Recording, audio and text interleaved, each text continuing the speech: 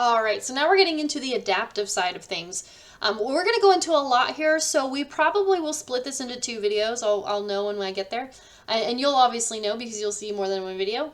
But for this one, we're going to talk about the adaptive immune system, basically the cell-mediated and the antibody-mediated immunity. We're going to talk about 4 different types of immunity and some examples of each. We're going to talk about antigens and epitope and immunogenicity. We're going to talk about antigens that are recognized by B and T cells. We're going to talk about the receptors, memory, tolerance, and clonal selection, how vaccines work, as well as herd immunity, and then talk about the different types of T cells and how they're induced, as well as the major histocompatibility molecules and how they're utilized, both for 1 and 2.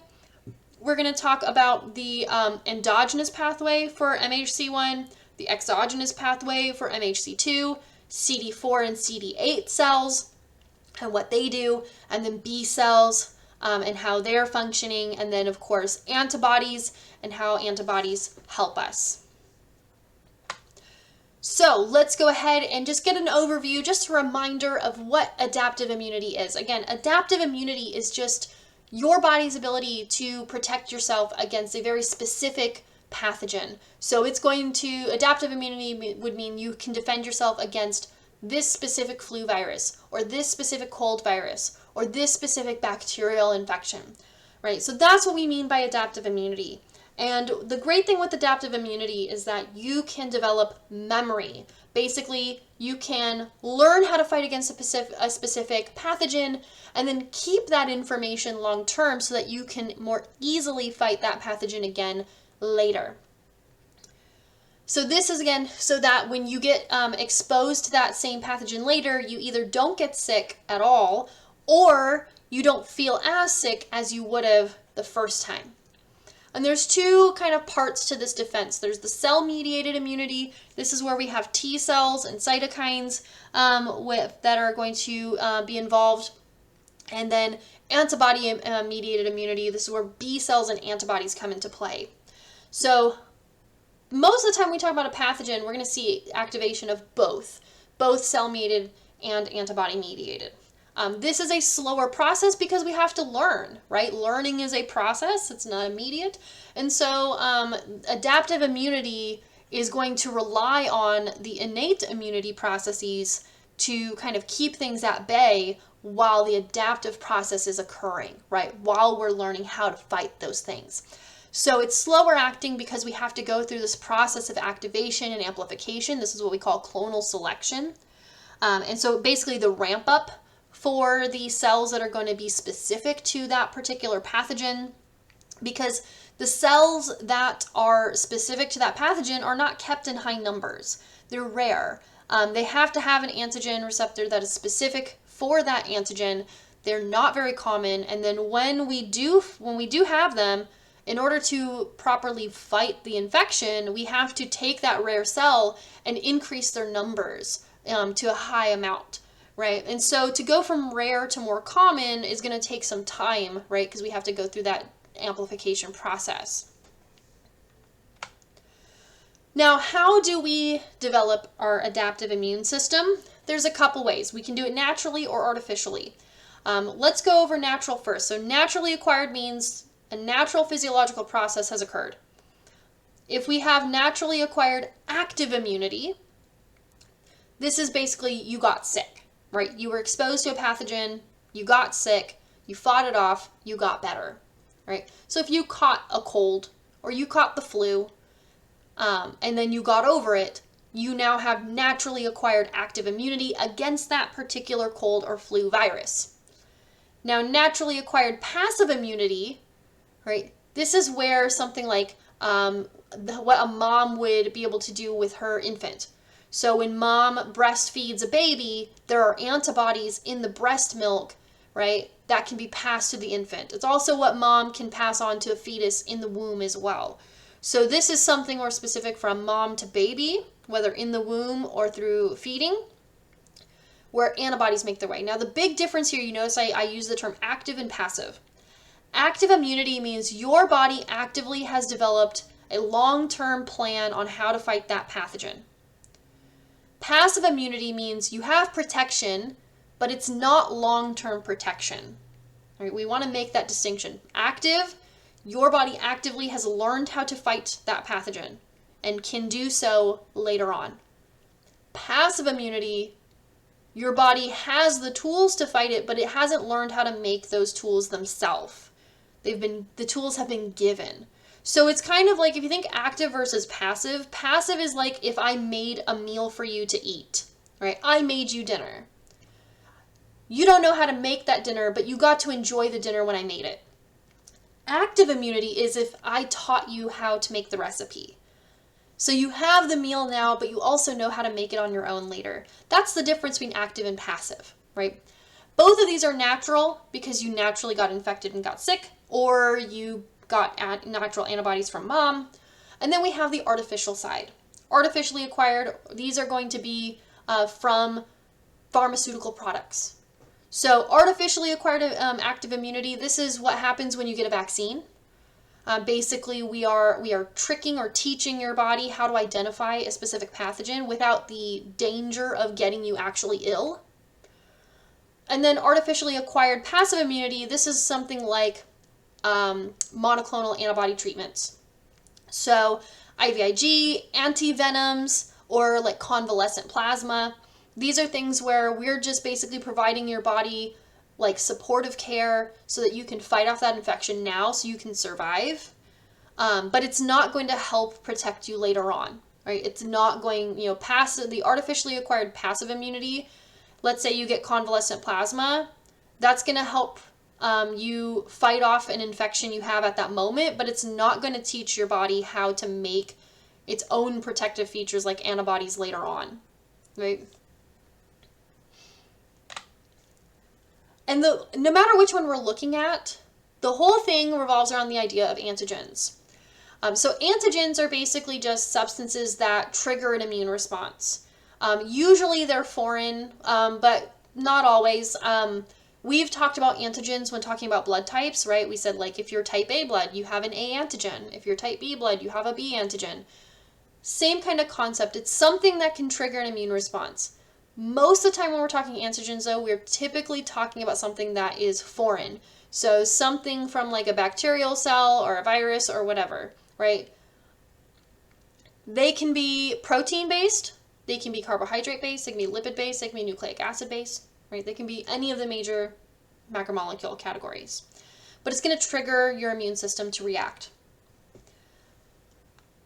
The T cells are going to recognize the fragments of antigenic proteins that get processed and presented on the surface of another cell. So T cells cannot recognize antigens on their own.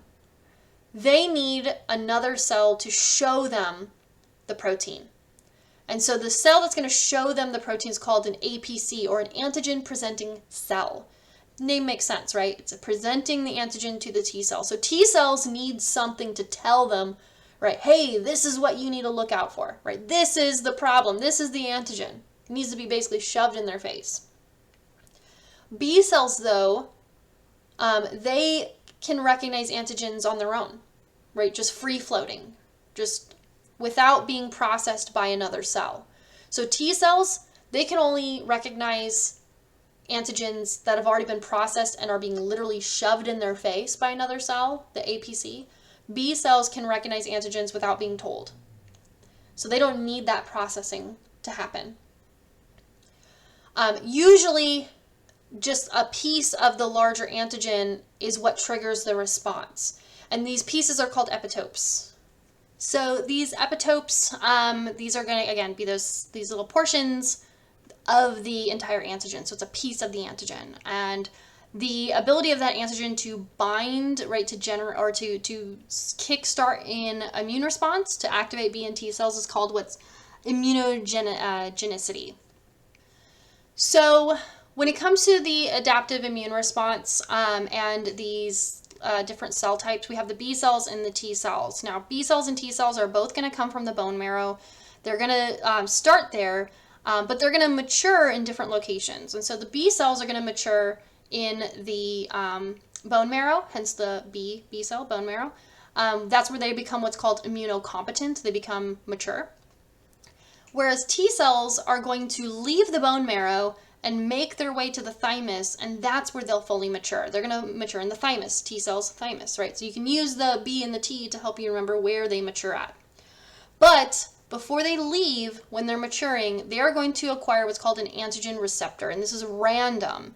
This is going to be specific for one single antigen, and is what's called self-tolerant, meaning it's not going to react to the body's antigens. So it's not going to react to yourself. T cell receptors, or TCRs, are going to be found on the surface of a T cell. B cell receptors are going to be found on the surface of the B cell, or they can be secreted out, and that's when they form what's called an antibody.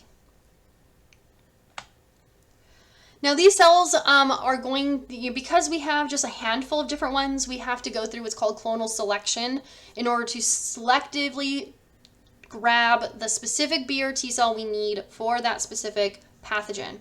So we don't want to just activate all the T and B cells. That'd be so many.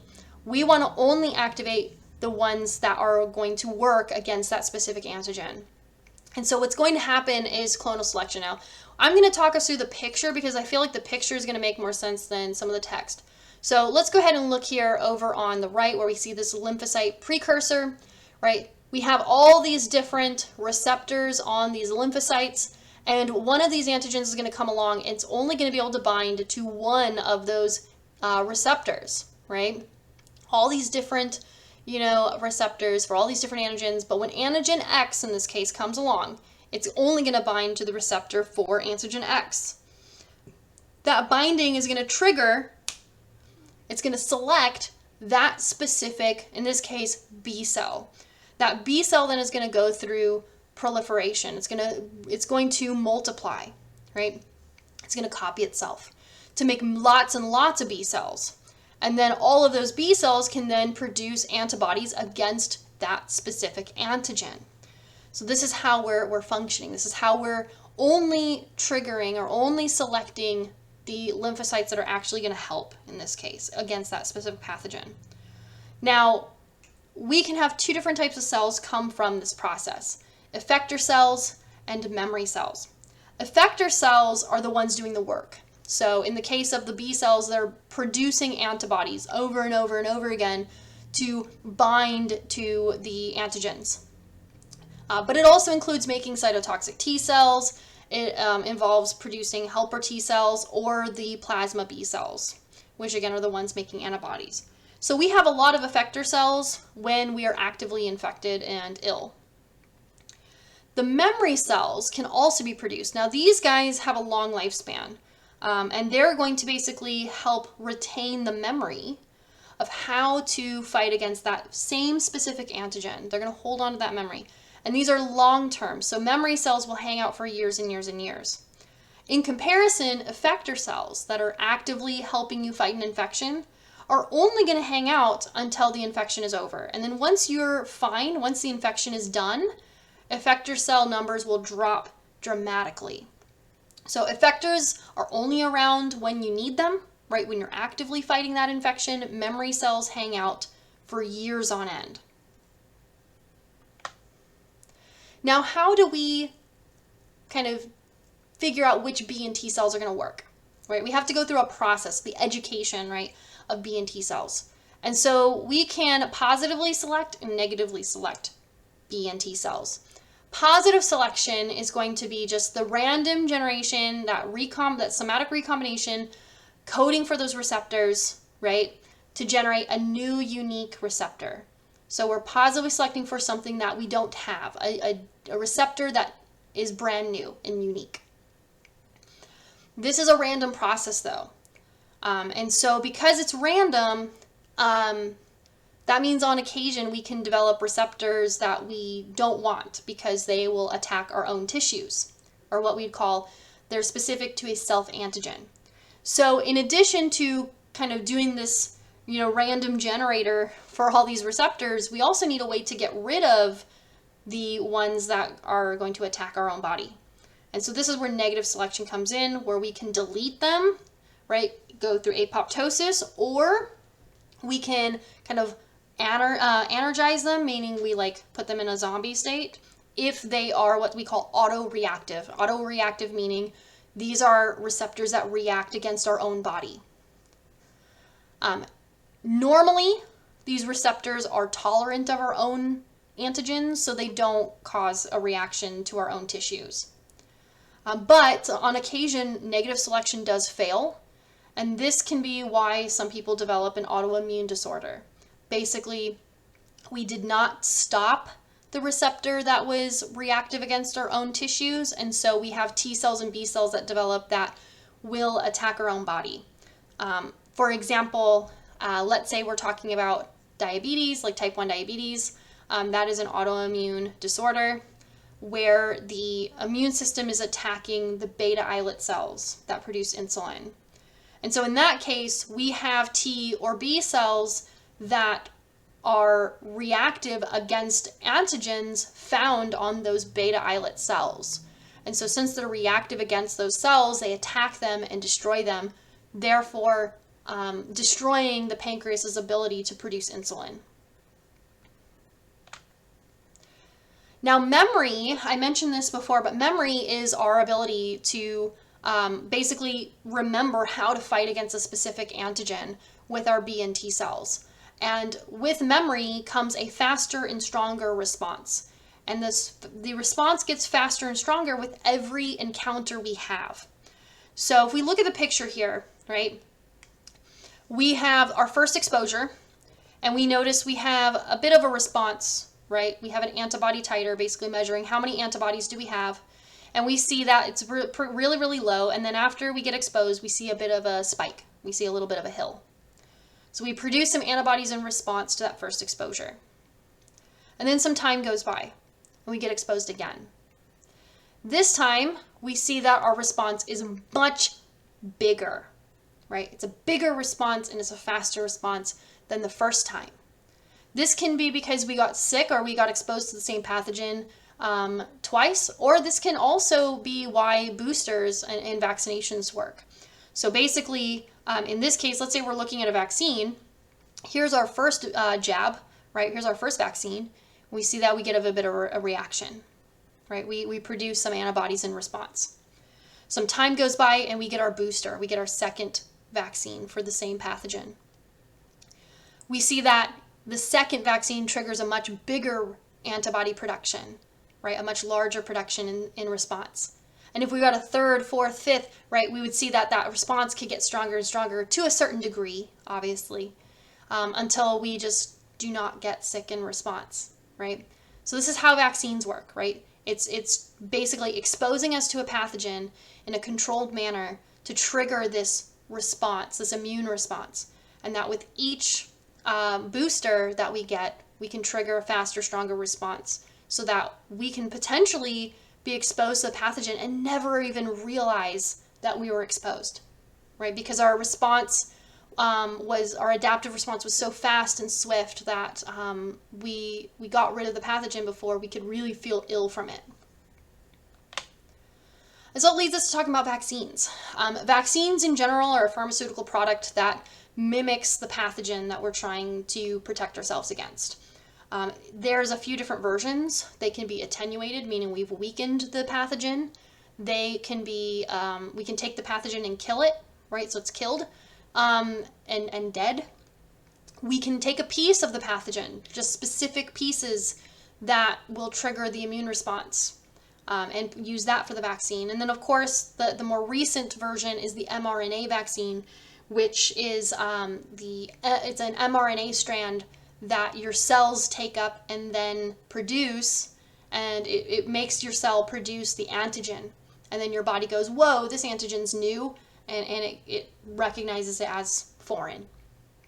So a few different types of vaccines, but generally speaking, what they're doing is they're triggering your body's ability to produce this population of B and T cells, and it's going to give you long-term immunity. Generally speaking, vaccines are stable, safe, and effective in the vast majority of people. Like any medical device, medication, procedure, whatever, there is of course risk. But the risks are relatively low in comparison to the benefits.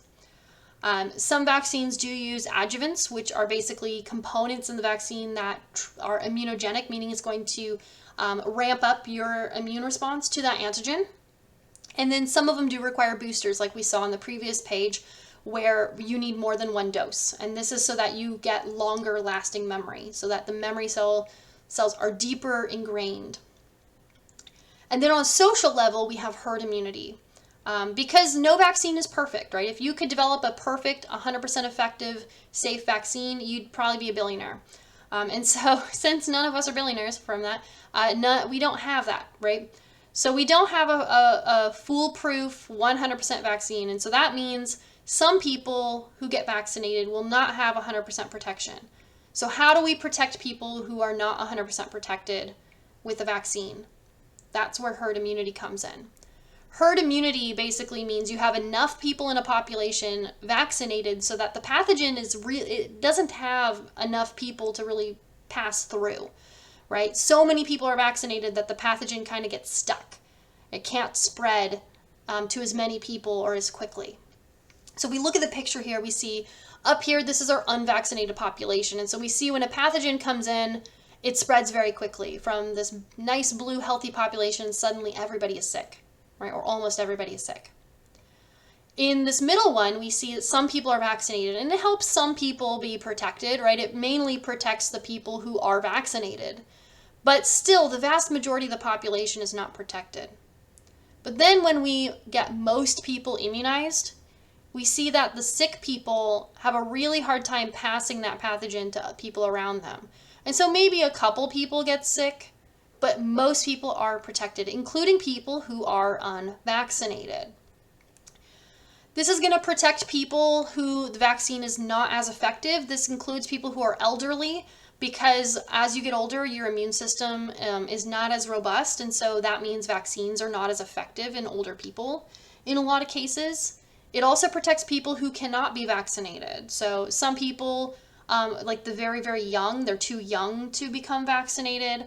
Like babies or people with specific diseases or conditions that may not be able to be vaccinated, people with allergies to components of a vaccine that cannot use that vaccine.